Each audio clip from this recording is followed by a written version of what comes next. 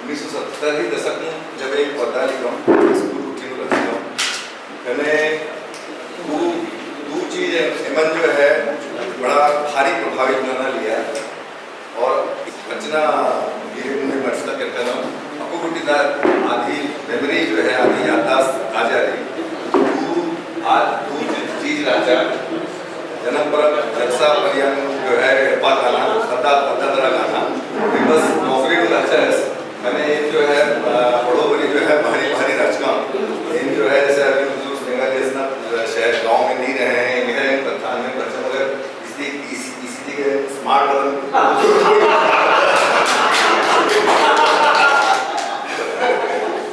जो है वाह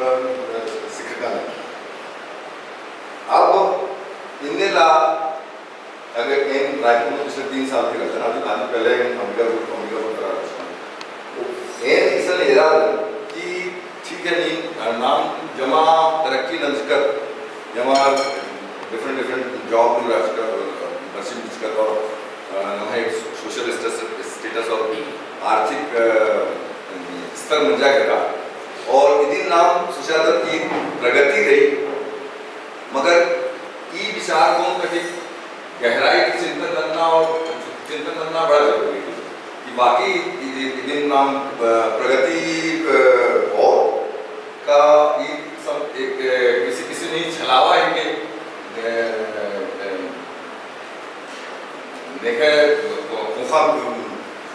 हम सोच रहे हैं कि हमने प्रगति कर ली। तो उसका कारण ये है कि हमारा समाज वर्टिकली बढ़ा है, शिक्षा वगैरह के कारण से आर्थिक स्तर के लोगों का सुधार हुआ है। और आज से 50 साल पहले जो हमारा जीवन, हमारे समाज के लोगों का जो जीवन हुआ करता था वो गांव में कन्फाइंड हुआ करता था, गांव में ही रहते थे और पूरे जीवन उनको मैं ढेर बके जो गाला मैं पता थी बाहरी उखाम मतलब। तो पूरा जीवन अगर आपको एक छोटे से गांव में बिताना होता है तो सामाजिकता बहुत बढ़ जाती है, अपने पड़ोसियों पे डिपेंडेंस बहुत बढ़ जाती है, आपके इर्द गिर्द जो वातावरण है उसके साथ में हिल मिल के रहने का, विदाउट फ्रिक्शन रहने का। मैं अपने परिवार, अपने गांव में देखता हूँ ऐसे लोग हैं जिनको मैं बड़े पिताजी, बड़ी माँ कहता हूँ, वो 60-60, 70-70 साल से उसी गांव में रह रहे हैं, लेकिन उनका किसी भी अड़ोसी पड़ोसी से किसी भी प्रकार का आज तक कोई विवाद नहीं हुआ है। आप सोचिए कितनी बड़ी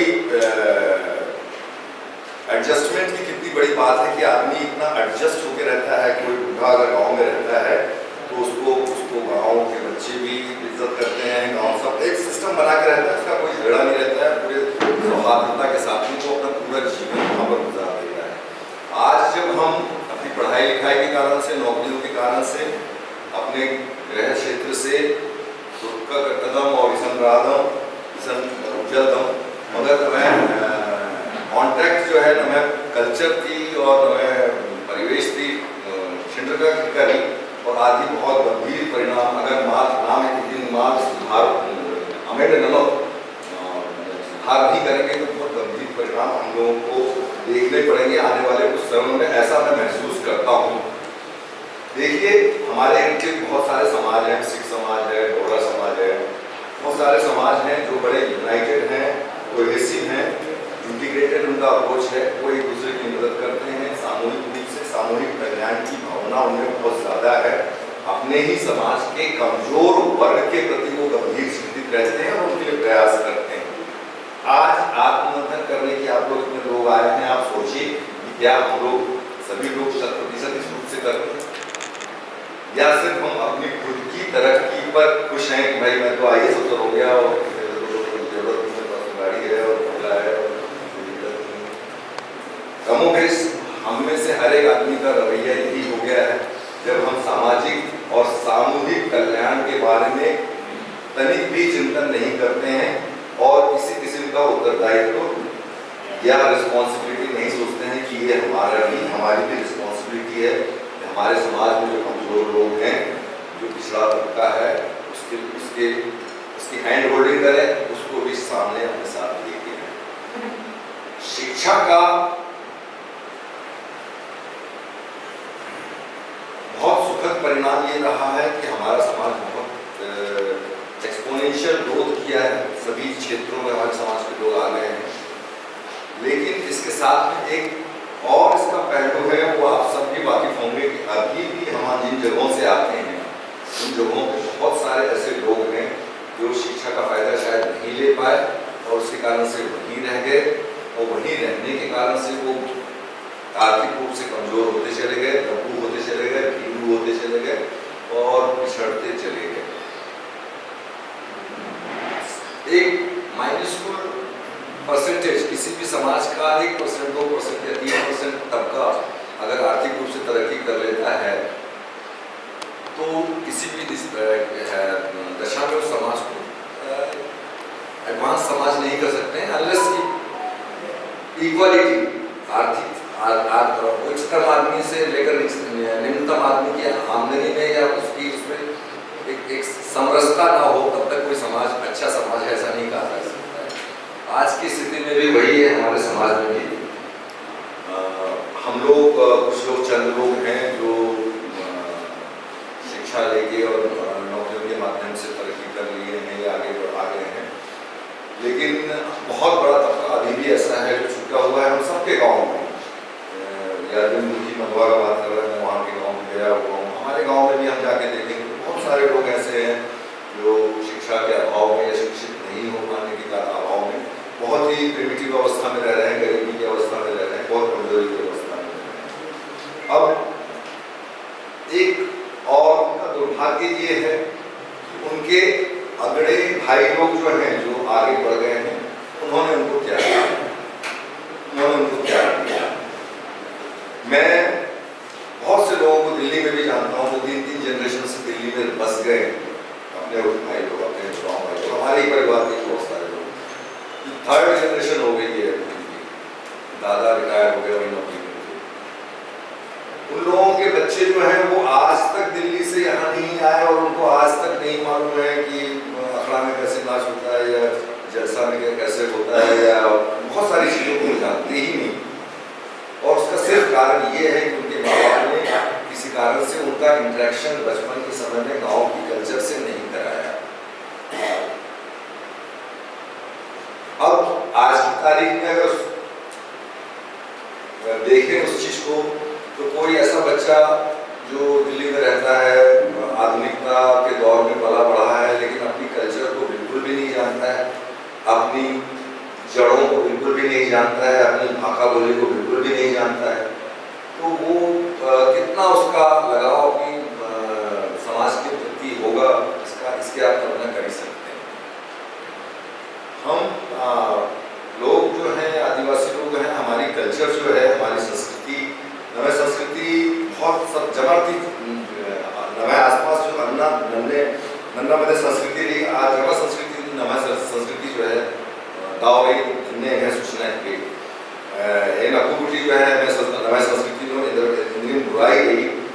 आदिन सोचा बोलकर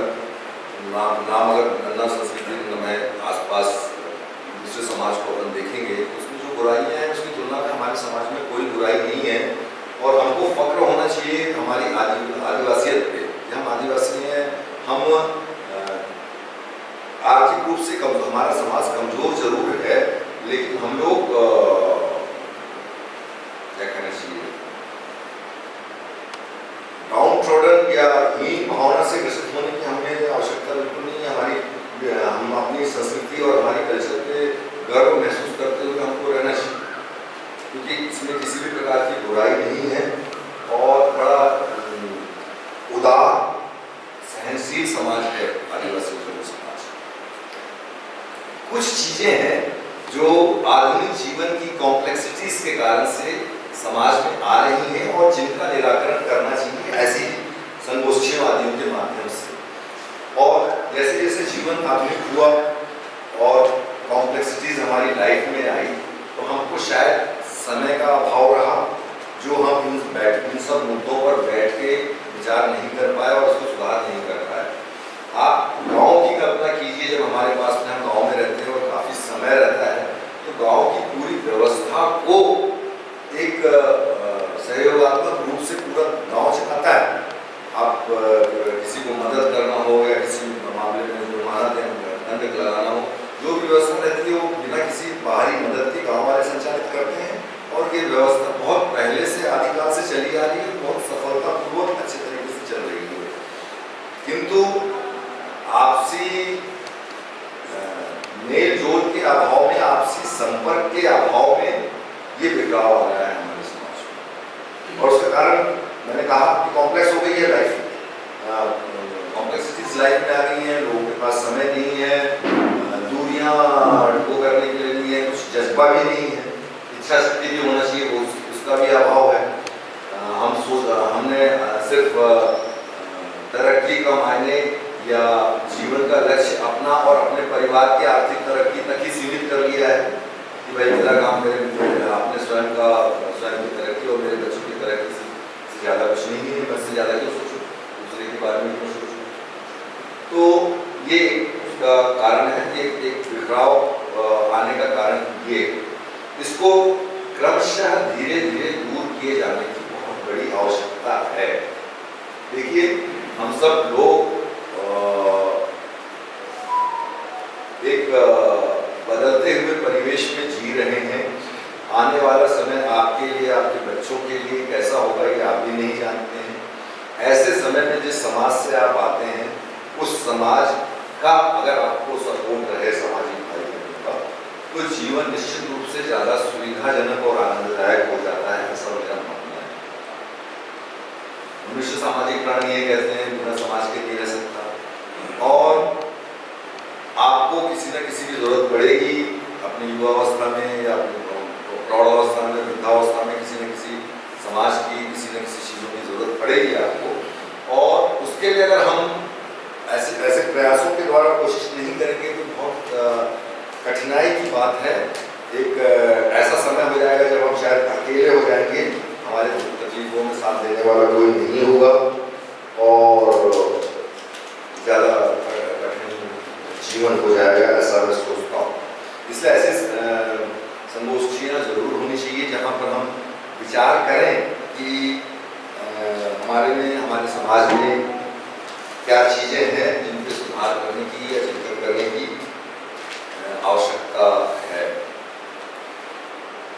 ये जो सामाजिक बिखराव की बात थी कही, जो मैंने कहा कि शायद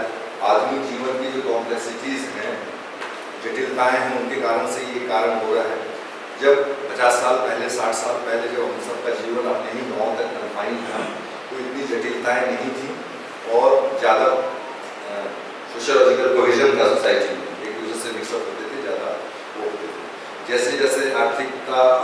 विस्तार हुआ तो हमारे में भी कोई बड़ा आदमी हो गया, कोई छोटा आदमी हो गया, कोई महिला आदमी हो गया, इस टाइप की बातें हो गई। लोगों ने एक दायरा खींच लिया अपने इर्द गिर्द की, भाई मुझे इससे मिल रहा है, इससे नहीं मिल रहा है। इन सब बातों का होता, ये सब बातें चली गई, होती चली गई और लोग क्रमशः एक दूसरे से दूर होते चले गए। इसी श्रृंखला में, इसी जर्नी में हम अपने रीति रिवाजों से लगातार रूबरू नहीं होते गए, हमने अपने बच्चों को इन सब चीज़ों को नहीं सिखाया, तो नतीजा ये हुआ कि नव्या खतर को भाग पता दी कि मन लगे पता जीवन कैसे रही और बहुत सारे रीति रिवाज व्यंजन कैसे रसम अपना रूटीन नव्या खतर ठीक तरीके से बनना और घटनाक्रम के नाम नम्या पीढ़ी जिम्मेदार है कि नाम जो है अपने अवसर माल उपलब्ध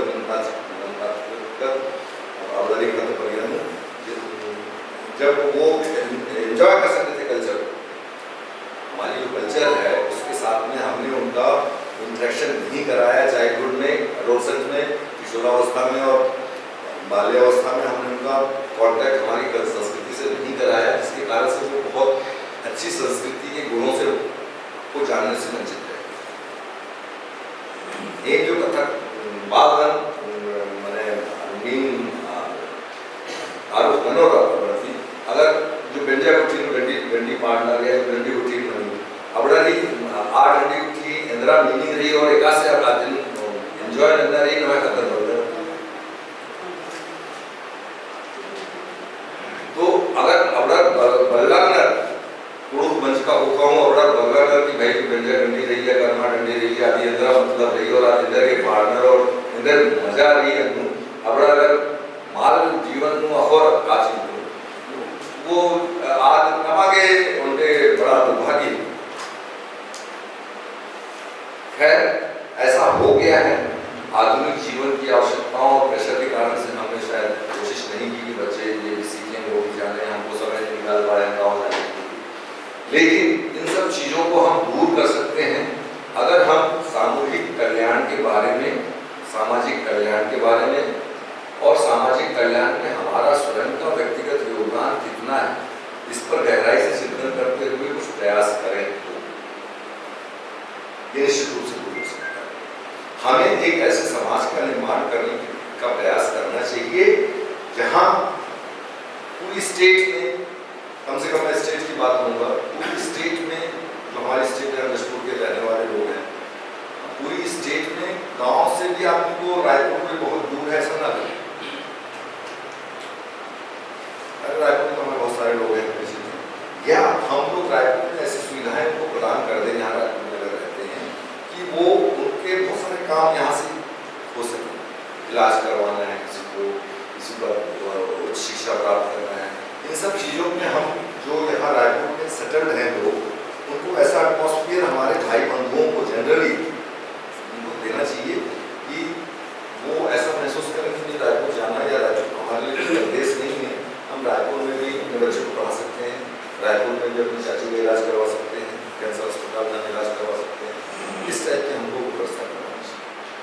मुझे अफसोस है कि हम सब पूरा समाज जो है कह तो रहे हैं कि भाई हम ये हो गए हैं, वो हो गए हैं, लेकिन इस दिशा में हम कुछ नहीं सोच रहे हैं, क्योंकि हमें उदारता का अभाव है। हमें उदारता अपने व्यवहार में लानी चाहिए, अपने व्यवहार में इस प्रकार की उदारता रहनी चाहिए कि इन सब व्यवस्थाओं के लिए हम धन जुटा सकें और समय भी जुटा सकें। किसी को बालकों के कैंसर हॉस्पिटल में इलाज करवाना है जयपुर से आ रहा है, हम उसको यहाँ पर रहने की सुविधा उपलब्ध करा दें, गाड़ी की सुविधा उपलब्ध करा दें। इस तरह की चीज़ों को अगर हम रायपुर के लोग अपने पूरे समाज के लोगों के उपलब्ध कराएंगे तो एक जुड़ाव महसूस होगा। हर क्षेत्र में लोगों को मालूम होना चाहिए कि नहीं भाई, अगर कैंसर हो जाता है तो सिकाई करने के लिए रायपुर जाना है, तो भाई वहाँ रहने की समाज में व्यवस्था कर। इस दिशा में सोचिए आप, ताकि कल को आपको अपने बच्चे की शादी बलरामपुर में ही किसी परिवार में करनी है, तो बलरामपुर के लोगों को यहाँ पर आके कोई सुविधा मिलती हो, ऐसी व्यवस्था आप यहाँ रहते हो क्यों नहीं करते। मैं एक उदाहरण बताता हूँ। एक शादी में मैं कुंदपुरी गया था, तो बारात लेके हम गए, वहाँ मैंने रहने में कहाँ व्यवस्था है, तो कोई जगह नहीं है कुंदपुरी में। उन्होंने जैनियों का धर्मशाला दिया, इतने उड़ाव लोग हैं, इतने बड़े बड़े बंगले बनाए हुए हैं लोगों ने, लेकिन किसी ने एक कम्युनिटी हॉल नहीं बनाया जहाँ पर कोई बराना के रह सके। हम जैनियों नहीं बन कुंदपुरी में जैन धर्मशाला लोग बारात लेके जा रहे हैं, तो ये बड़ी विडंबना की बात। तो ऐसा नहीं होना चाहिए। उसका कारण ये, आप कुंदपुरी में चले जाइए, कहाँ नया बस्ती और सजाट क्या बोलते हैं, इतने महंगे महंगे लोगों के मकान, 1-1 करोड़ के मकान लोगों ने बना रखे हैं, लेकिन पूरे समाज में मिलकर एक छोटी सी 5 कमरों की धर्मशाला भी नहीं बनाया है, कम्युनिटी हॉल भी नहीं बनाया है, सब फादर लोग और बिशप हॉल को देखते रहे कि लोग बनाए। क्या है इसका अर्थ? यही है कि सिर्फ आप अपने मकान को। मैं अपनी पत्नी से पूछ रहा था, उन्होंने कहा कि यार इस विषय पर मेरे को भाषण देना है, बताओ क्या बात। उन्होंने कहा कि यही बोलना कि सब जो है एक दूसरे से वो कर रहे हैं, कॉम्पिटिशन कर रहे हैं कि इसका मेरा मकान इसके मकान से अच्छा, मेरी गाड़ी उसकी गाड़ी से अच्छी। ये आत्मचिंतन करने का समय है। आप सोचिए ना, हम सब इसी ढर्रे में रखे हुए। मैं दिल्ली में भी लोगों से पूछता हूँ, तो दिल्ली में भी मेरे रिश्तेदार बोलते हैं हाँ ये कहा वही बात चलती, गिरजा में होंडा सिटी में कौन आया और बसेरों में कौन आया, ये बात चलती। ये इसका कोई ये बेतुकी बात है। मैं तो सोचता हूँ कि बचपना है और वाहियात बात। तो हमको अपने समाज के लिए, सामूहिक कल्याण के लिए हम अपना क्या योगदान कर सकते हैं, इस विषय पर गंभीरता से विचार करना चाहिए और उदार रवैया रखना चाहिए। हमारे समाज के कमजोर तबके, जो लोग पीछे किसी कारण से छूट गए हैं, किसी भी कारण से, देखिए डेस्टिनी हर के सबका अलग होता है। प्रारंभ में डेस्टिनी जो कहते हैं वो हर किसी का अलग होता है। किसी की ट्रेजेक्ट्री ऐसे जाती है, किसी की ऐसे जाती है, किसी की ऐसे जाती है। लेकिन उसमें अगर कोई पीछे छूट गया है किसी कारण से, आपके गांव का पड़ोसी, आपका भाई बंधु, भतीजा, दूर रिश्तेदार, तो उनके लिए हम क्या कर सकते हैं, सामूहिक रूप से क्या कर सकते हैं, इस चीज़ को हमको विचार करना चाहिए। मैं एक और पर्सनल एक्सपीरियंस अपना शेयर करना चाहूँगा। जब हमारी बढ़ोतरी हो रही थी, जब हम बढ़ रहे थे, स्कूल में थे, चाइल्डहुड था, किशोरावस्था था, उस समय मैंने देखा है मेरे घर में 3, 4, 5 लोग हमेशा रहते थे। हम जो न्यूक्लियस फैमिली थी, उसके अलावा 4 या 3 जो हैं चाचा मामा, ये लोग के लोग रहते थे। मैं आज की तारीख में भी अपनी माँ से पूछता हूँ कि भाई आप तो बड़ी सहनशील थी, इतने लोगों को आप एडिशनल अपने घर में लिमिटेड बजट में रखती थी और वो करती थी। शायद आज की तारीख में हमारी महिलाएं उतनी सहनशील नहीं है। आप लोगों से आप सोचिए कि आपके घर में, आपके परिवार से आप कितने लोगों को, आपके बच्चों के अलावा कितने और लोग आपके घर में रह के पढ़ रहे हैं। एक ज़माना था जब 60-70 के ज़माने में लोग पढ़ने के लिए चले जाते थे और वहाँ दिक्कत कोई परिवार रहता था, उस परिवार में जाके पूरी मदद उनको मिलती थी। आज की तारीख में हम लोगों ने बड़े बड़े घर तो बना लिए हैं, लेकिन कोई भी आदमी हमारे पास एक्स्ट्रा नहीं, सिर्फ अपने बालों छूटे रहा, क्योंकि हम वही स्वार्थ से सोच रहे हैं कि मेरे 2 बच्चे हैं, 3 बच्चे हैं, बस उनके लिए मैंने 3 बेडरूम बना दिया। और हमने अपना बचपन ऐसे समय में गुजारा है जब 3 कमरों के मकान में 11 लोग रहा करते, और शायद उस जमाने की महिलाएं ज़्यादा सहनशील होती थी और ज़्यादा अन्नपूर्णा होती थी। आज की महिलाएं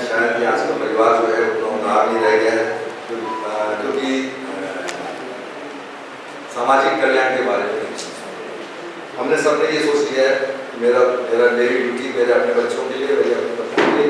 उसके बेटरमेंट के लिए, अपना खुद का घर बनाने के लिए, अपनी खुद की गाड़ी खरीदने के लिए ही है। इससे आगे का काम मेरा उत्तरदायित्व हो जाएगा। इस दिशा में हमको सोचने की जरूरत है कि वो जो पुरानी कल्चर थी, जहाँ गाँव का कोई भी आदमी अधिकार समझता था अपने गाँव के, भले उसका रिश्तेदार ना हो, लेकिन उसके पास मदद के लिए पहुँचने को अपना अधिकार समझता था। आज कितने लोग हमारे पास आते हैं हमारे गाँव से मदद मांगने के लिए, या कितने लोगों को हम अपनी हैसियत के आधार पर मदद करते हैं, ये हम अपने गिरेबान में देखेंगे, शायद बहुत कम लोगों को हम। तो इस नजरिए को क्या देखिए, जब तक आप सिखों के गुरुद्वारों को देखिए, इतने बड़े बड़े गुरुद्वारे बनाते हैं, दिल्ली में आप जाइए, इतना लंगर चलता है, इतना वो करते हैं, इतना दान देते हैं वो समाज के लिए। ठीक है, वो समाज बहुत आर्थिक रूप से संपन्न है, हम लोग उतने संपन्न नहीं है, लेकिन फिर भी हम अगर कोशिश करें तो कुछ ना कुछ ऐसी व्यवस्था हम बना सकते हैं जहाँ पर हम अपने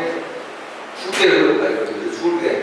इस सफर के दौरान, पीछे छूट गए हैं, उनके लिए कुछ कर सकते हैं। किसी बच्चे का एडमिशन करवा दिया, किसी बच्चे की हॉस्टल की व्यवस्था करवा दी, किसी मरीज के इलाज के लिए ठहरने की व्यवस्था करवा दी, डॉक्टर से मिलवा दिया। मैं सोच रहा था यहाँ रायपुर में मेडिकल कॉलेज के इतने अपने लोग हैं, इतने बड़े बड़े डॉक्टर्स हैं, लेकिन कोई इलाज करवाने के किसी कोई ऐसा आदमी कैंसर से मान लीजिए पीड़ित हो गया, उसको इलाज कराने रायपुर आना है, किस डॉक्टर से, किस क्लिनिक से, कहाँ से संपर्क करें, इस प्रकार की हेल्प करने के लिए आप कोई सेल क्यों नहीं बनाते हैं मेडिकल वालों को? बैठ के हम मिलते जुलते हैं, यहाँ पर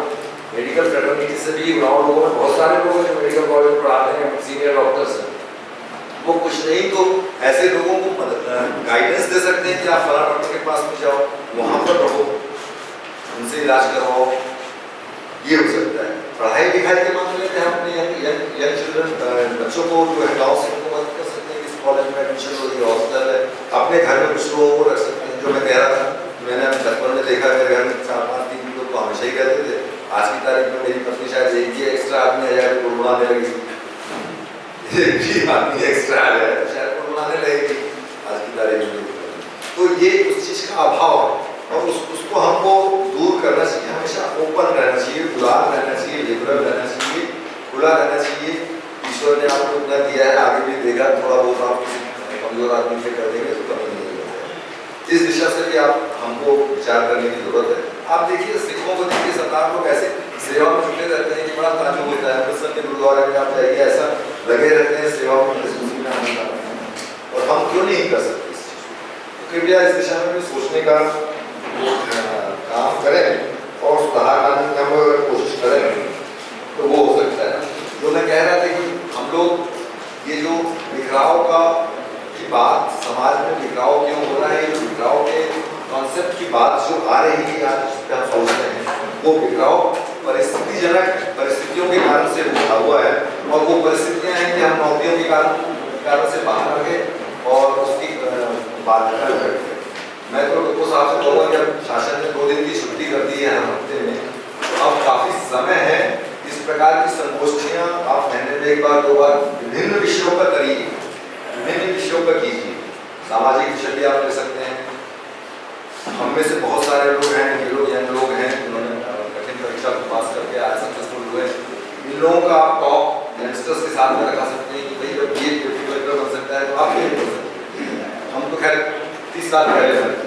आज की तारीख में भी नए बच्चे कुछ हैं जो बड़े सक्सेसफुल हो रहे हैं, उनका एक सेक्शन ऐसे बाकी के दूसरे बच्चों से करवा सकते हैं। किसी भी प्रकार का ग्रुप एक्टिविटी जब तक आप नहीं करेंगे तब तक सामाजिक रूप से लोग जुड़ेंगे नहीं, सब बिखरे बिखरे रहेंगे। और आज के डिजिटल युग में तो और कठिन हो गया है। जब परिवार में माँ बाप बात नहीं करते हैं, वो मोबाइल में देखते रहते हैं, व्हाट्सएप करते रहते हैं, खाना बन गया क्या, हाँ ऐसा चल रहा है। तो अब जब बात ही नहीं होगी तो नजदीकियाँ कैसे हैं? तो ये बहुत ज़रूरी है कि इस तरह की संगोष्ठियाँ बार की जाएं और विभिन्न विषयों को लेकर उस विषय में इंटरेस्ट रखने वाले, मैं तो खुद जानता हूँ, पूरी स्टेट में मैंने नौकरी की है और मैं बहुत सारे लोगों को जानता हूँ जो मास्टरी रखते हैं किसी पर्टिकुलर सब्जेक्ट में। संविधान के ऊपर अगर आपको बात करनी है तो मैं जानता हूँ कुछ लोग हैं जो संविधान पर अच्छी जानकारी होती है, क्रिमिनल लॉ के बारे में आपको बात करनी है, क्रिमिनल फॉरेंसिक लॉ के बारे में बात करनी है, मुझे मालूम है कुछ लोग हैं बड़ी जानकारी रखते हैं, ऐसे लोगों को बुलाइए, उनका इंटरेक्शन कीजिए दूसरे लोगों के साथ, ना सिर्फ पुरानी पीढ़ी के लोग उनसे मिलें बल्कि बच्चों को भी आना चाहिए उसमें। मैं तो उम्मीद कर रहा था कि यंगस्टर्स आए और इस परंपरा को आप जारी रखिए। जब आप अपने घर में जाएं अपने बच्चों से ये कहें कि अरे बहुत अच्छी बात रही, हमने बहुत सी चीज़ें सोची, विचार किया, उनको भी जाना चाहिए, क्योंकि at the end of the day उनको भी तो ये चीज़ सीखना है, उनको भी किसी समाज में रहना है हमारे आपके जाने के बाद। तो ये प्रक्रिया इसको इस दिशा में काम कर सकते हैं और ये हमको निश्चित रूप से करना चाहिए। सांस्कृतिक एकता या कल्चरल यूनिटी जो है जिसकी बात हम कहते हैं, कैसे हमारा समाज जुड़ा रहे, एकजुट रहे, यूनाइटेड रहे, तो उसके लिए कुछ चीज़ें हैं जिनको हमको करना होगा। और जमर जी बहुत अच्छा लगे कि नमय भाषण जो है ना प्रमोट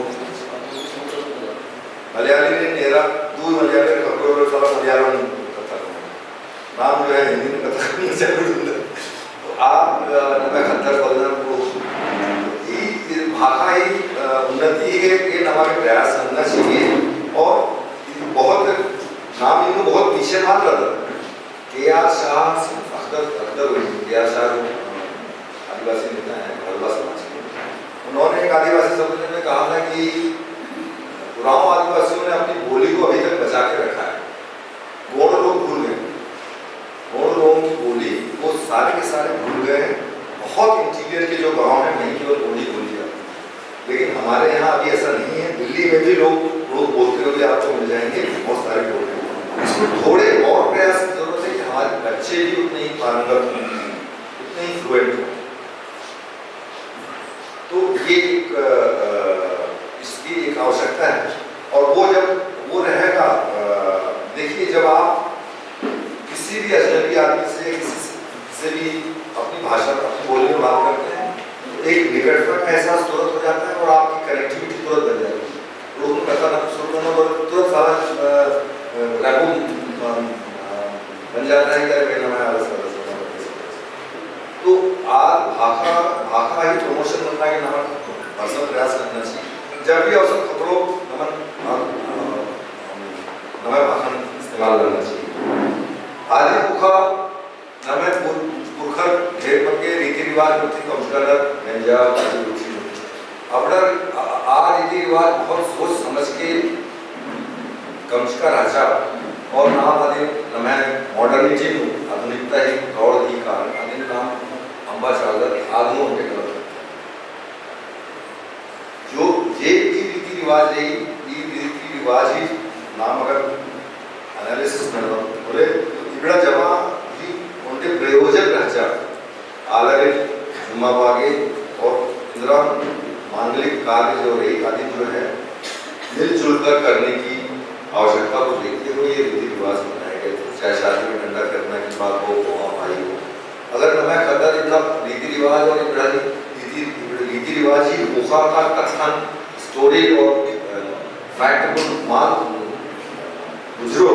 तो नमय कल्चरल हेरिटेज लीगेसी को हम नीचे तक नहीं पहुंचा पा रहे।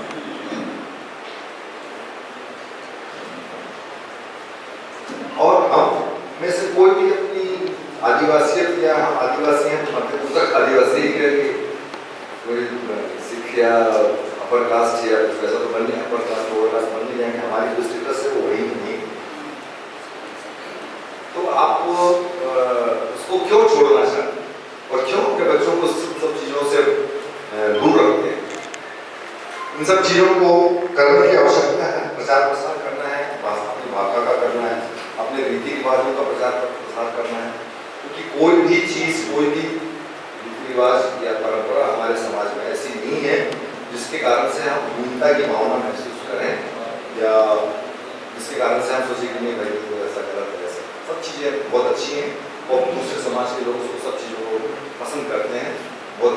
अप्रिशिएट करते हैं। कुछ लोग कह सकते हैं वो हेटेड के कारण से भाई ऐसा है सब चीज़, चाहे वो नाचना गाना हो, गीत हो, शादी ब्याह हो, ड्रिंक्स हो या हो वगैरह की चीज़ें ये सारी चीज़ें बहुत बेहतरीन हैं और उनसे आपको किसी भी प्रकार से महसूस करने की आवश्यकता नहीं है कि ये कोई गलत चीज़ है या लो कल्चर है। भाषा का हो जाएगा, रीति रिवाज का भी हमको निरंतर प्रचार प्रसार करना चाहिए और तभी उसी के माध्यम से हम सभी लोग जुड़े रह सकते हैं। नहीं तो मैंने जैसे कहा कि आधुनिक जीवन की कॉम्प्लेक्सिटीज के कारण से हर आदमी का दायरा बन गया है, वर्टिकल सिलेंडर के समान दायरा बन गया है, वो वहाँ खड़ा है, यहाँ खड़ा है, यहाँ खड़ा है, और किसी मुसीबत के समय में आप अकेले हैं, किसी कठिनाई में आप अकेले, आपको कुछ मदद मिल सकती है अपने समाज से, वो आपके संपर्क ना होने के कारण से वो मदद आपको नहीं मिलती। तो कृपया उस दिशा में सोचें कि हम वर्टिकल ना जाके हॉरिजॉन्टल जाएं, मिक्स बनाएं, अपने अगल बगल के लोगों को देखें, उनसे मिलें, उनकी तकलीफों में उनका साथ दें, उनके दुख में उनका साथ दें। तब एक ज़्यादा कोहेसिव, ज़्यादा मिला जुला समाज बना पाएंगे हम, और साथ ही साथ अपनी कल्चर को, अपनी संस्कृति को, अपने रीति रिवाजों को सुरक्षित रह पाएंगे और आने वाली पीढ़ी तक ट्रांसफर कर पाएंगे। ये एक बहुत आवश्यकता की बात है। सामूहिक कल्याण की भावना जब तक हम नहीं सोचेंगे कि भाई सामूहिक कल्याण में हमको उदारता भी सोचना चाहिए, ईर्ष्या विहीन समाज बनाना चाहिए। हमारे समाज में ईर्ष्या का भी बहुत वो है, जैसे मैंने कहा ना राइटर मोमेंट में कहा अपनी बोल रही थी, यही बोलना कि हर आदमी मेरा मकान उससे अच्छा, उसका मकान मेरे से अच्छा, मुझे ईर्ष्या विहीन समाज बनाना चाहिए। इन सब चीज़ों को एक दूसरे से तुलना नहीं करनी चाहिए और समरसता हो, हेल्पफुल हो और मिले जुले रहें, सबके लिए अवेलेबल हो, आप इस टाइप का आप बना सकते हैं। तो कुछ एक मैं सुझाव देना चाहूँगा, जैसे मैंने कहा कि आप ऐसे संगोष्ठियाँ और रखिए, इसमें इन सब विषयों पर आप चर्चा कीजिए। सामाजिक विषय भी हो सकते हैं, बच्चों के कैरियर से संबंधित विषय भी हो सकते हैं। अगर आप मुझे यंगस्टर्स को एड्रेस करने के लिए बुलाते कैरियर के संबंध में, तो शायद मैं बहुत अच्छी जानकारी उसमें भी दे सकता था, उनसे भी इंटरेक्ट कर सकता था। इन सब विषयों पर हम सब मिल सकते हैं और एक जैसे क्लब कल्चर होता है कि भाई शाम को मुझे क्लब में जाने हैं, उस टाइप का आप एक वो बनाइए कि भाई महीने में हमको एक मीटिंग रखनी है कि इस विषय पे, आज इस विषय पर फला आदमी बोलने आ रहा है, इस विषय पर फला लोग बोलने आ रहे हैं। एक देखिए, भारत का जब आज़ादी का की शुरुआत हुई थी तो इंग्लैंड में जो है ना बहुत सारे क्लब्स, ये अर्ली 19th सेंचुरीज में इंग्लैंड में बहुत सारे क्लब्स थे, जिसमें जो अगड़े लोग हैं भारत के, ऐसे लोग जो बारह लॉ वगैरह इंग्लैंड में जाकर के पढ़े हुए थे, उन लोगों ने वहाँ क्लब्स बनाए हुए थे, इंडिया क्लब और ये सब क्लब थे, वहाँ वो भारत की स्थिति के बारे में चर्चा करते थे। वैसे ही आप जो है यहाँ रायपुर में रहते हैं, तो अपनी सामाजिक स्थिति आपके हमारे आपके देश गाँव में क्या हो रहा है, क्या घटनाक्रम चल रहा है, सामाजिक स्थिति क्या है, बच्चों की एजुकेशन क्या है, इन सब विषयों पर चर्चा करने के लिए आप बैठ सकते हैं। अब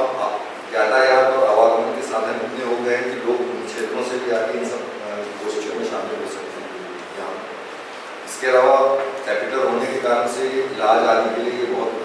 अच्छी बड़ी जगह है। उन सब चीज़ों में हम लोगों को, हमारा जिला जो है वो दूरस्थ है, स्टेट में हमारा जिला बहुत सबसे दूर है, वहाँ के लोगों को हम कुछ न कुछ सुविधा उपलब्ध कराने वो कर सकते हैं, मदद कर सकते हैं। तो कृपया इस दिशा में भी हम सबको सोचना चाहिए और तभी जो है ये बिखराव आदि की बात जो है वो कम होगी और ज़्यादा यूनाइटेड और एकजुट समाज हम बना सकते हैं। आज के इस आयोजन में आपने मुझे अवसर दिया, बुलाया किया, इसके लिए मैं आपको धन्यवाद देता हूँ और उम्मीद करता हूँ कि इन सब चीज़ों को हम विचार देंगे।